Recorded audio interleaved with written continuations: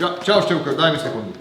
No poďte, tuto máte také drevené zárubne, tu je obraz, tuto je tiež obraz, tu je taká kamenná, to si pozrite, to je kameň originál a tam je okno a toto je drevo tiež, pozrite.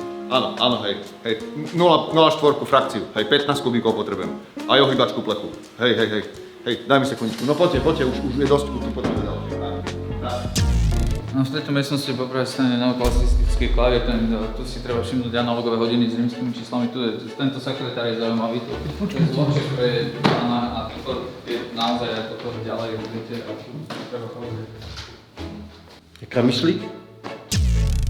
Dámy a páni, vážení návštevníci, vítam vás v tejto úžasnej miestnosti, ktorá nie je až taká zvláštna, pretože má biele steny, ktoré končia pri oknách a rovnako pri dverách. Zaujímavá je vlastne len tým, že som tu aj ja. Visí tu luster, na ktorom sa svieti a odrážajú sa moje flitre.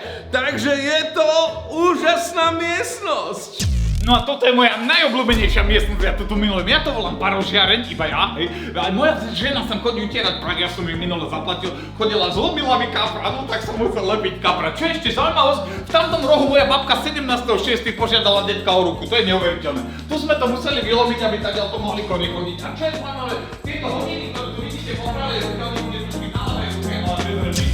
Vítam vás v tejto úžasnej miestnosti, vidíte tu rôzne exponáty, poďte ďalej od stola trošku, niekto neošúchate, napríklad tuto máme druhé rokoko hodiny, prvé sa rozbilo, bol tu jeden taký dýchač na tú dýchu veľmi, dobre, ďalej si to dajte, to je úplne, že blízko sa to tam odráža a tienite, poďme rýchlo do druhej miestnosti, keď skúste, nedvíhajte nohy, aby ste neošúchali podlahu a keď prechádzate cez tieto dvere, zadržte dých, prosím.